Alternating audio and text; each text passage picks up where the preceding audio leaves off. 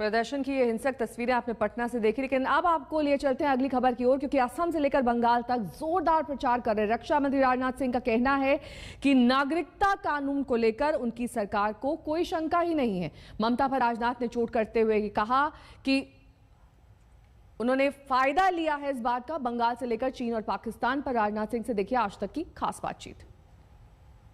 राजनाथ जी, स्वागत है आपका आज तक पर। असम के चुनाव के लिए आप प्रचार करने जा रहे हैं। बीजेपी ने अपने संकल्प पत्र में कहा है कि कैबिनेट की पहली मीटिंग होगी तो सीएए लागू करने का फैसला लेंगे। ये बंगाल के लिए आया, क्या असम के लिए भी संकल्प पत्र में सीएए लागू करने की टाइमलाइन आएगी? मैं समझता हूं कि हम पूरी सावधानी बरतेंगे कि किसी भी सूरत में जो असम की एक पहचान है, जो आइडेंटिटी है, वो किसी भी सूरत में प्रभावित न होने पाए। यह हमारा प्रयास होगा और वहाँ की जो सभ्यता संस्कृति है वह और अधिक मजबूत हो, असम की पहचान मजबूत हो, यह हम लोगों की तरफ से भरपूर कोशिश होगी। जो भी करना होगा हम लोगों को विश्वास में लेकर ही करेंगे।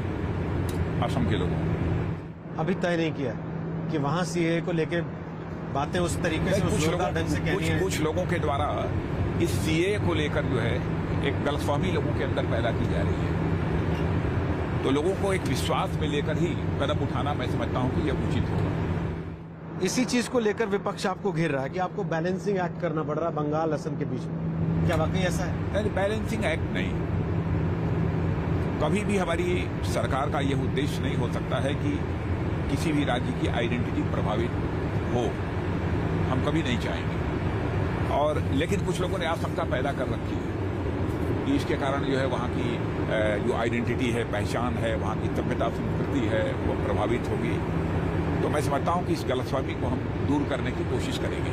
ऐसा क्या हुआ कि पिछले 1-1.5 साल में सीएए एनआरसी को लेके असम से ही जो चीजें खड़ी हुई थी, अब उसी असम में उन बातों को कहने में या उन पर चर्चा करने में पार्टी को हिचक हो रही है? नहीं, कोई संकोच नहीं है, कोई संकोच नहीं है। मैंने तो मात्र इतना ही कहा है कि जो भी हमको करना होगा वहाँ के लोगों को विश्वास में लेकर ही हम करेंगे।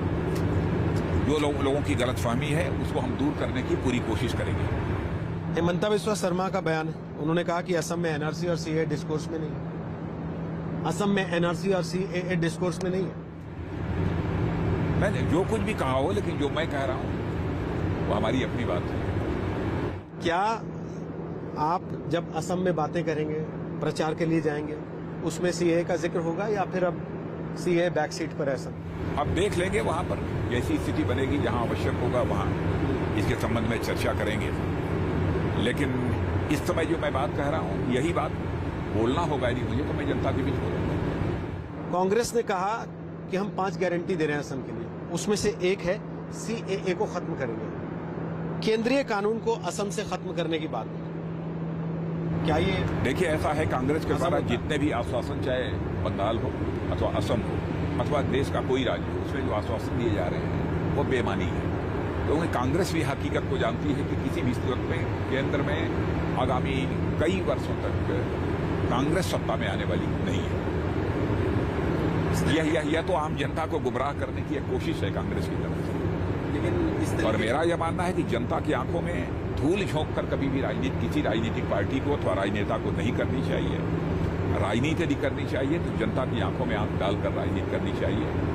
विश्वास का संकट किसी भी सूरत में किसी राजनीतिक पार्टी को नहीं पैदा करना चाहिए, क्योंकि ऐसा मैं मानता हूं कि इसके पहले जिस प्रकार की राजनीति कुछ समय के लिए हुई है, उसमें राजनीतिक पार्टियों की कथनी और करनी में, वर्ड्स और डीड्स में अंतर होने के कारण भारत की राजनीति और भारत के नेताओं के प्रति अप टू सम एक्सटेंट किसी हद तक एक विश्वास का संकट, क्राइसिस ऑफ क्रेडिबिलिटी पैदा हुई है। भारतीय जनता पार्टी देश की एक ऐसी राजनीतिक पार्टी है जिसने भारत की राजनीति में पैदा हुए इस विश्वास के संकट को, इस क्राइसिस ऑफ क्रेडिबिलिटी को एक चुनौती के रूप में स्वीकार किया है। हम जो कहेंगे वो हम करेंगे। ये चुनाव क्रेडिबिलिटी का चुनाव है, ये चुनाव मुद्दों का चुनाव है, या पिछला 1 साल जो पूरे देश ने देखा है, महसूस किया है, उससे बाहर निकलने का और उससे आगे बढ़ने की दिशा में एक सपना बेचने का चुनाव? सपना बेचा नहीं जाता। जो बातें रखी जाती हैं, जो स्वप्न दिखाए जाते हैं, उस स्वप्न को पूरा करना यह राजनीतिक पार्टी की जिम्मेदारी होती है। और आपने देखा होगा केंद्र में भी हमारे प्रधानमंत्री मोदी जी के नेतृत्व में जो सरकार बनी है, उसमें इलेक्शन मैनिफेस्टो जब तैयार हो रहा था, हम लोगों ने पूरी सावधानी बरती। वे ही सब सारे मुद्दे इलेक्शन मैनिफेस्टो में डाले जाने चाहिए जिन पर हम अमल कर सकें, जिसे हम पूरा कर सकें। ये हम लोगों ने सावधानी बरती। इतना ही नहीं, बल्कि 1951 में जब भारतीय जनसंघ के रूप में हमारी स्थापना हुई थी, उस समय जो हमारे मुद्दे थे, उन मुद्दों को भी हमने सरकार बनने के बाद, यानी संसद में क्लियर मेजॉरिटी पूरी होने पाने के बाद, हम लोगों ने उसे पूरा किया है। असम में जो बीजेपी की तरफ से बड़ी बात की जा रही है, जो स्थानीय नेता भाषण दे रहे हैं जाके, वो कह रहे हैं असमिया संस्कृति बनाम मियां कल्चर। क्या कांग्रेस और बदरुद्दीन अजमल के एक साथ आने के बाद बीजेपी को अपनी रणनीति पर पुनर्विचार करना पड़ा? देखिए, एयूडीएफ का जहां तक सवाल है, एयूडीएफ ने समाज को बांटकर बराबर जो है राजनीति की है। हमारा यह मानना है किसी भी राष्ट्रीय राजनीतिक पार्टी को ऐसी राजनीतिक पार्टियों के साथ समझौता नहीं करना चाहिए जो कि जाति, पंथ, मजहब के आधार पर राजनीति करती है।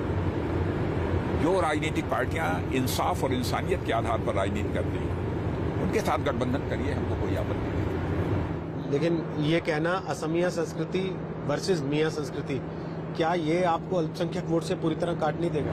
नहीं, मैं देखिए, समाज का कोई भी वर्ग हो, हम किसी भी वर्ग से कोई नफरत नहीं करते हैं।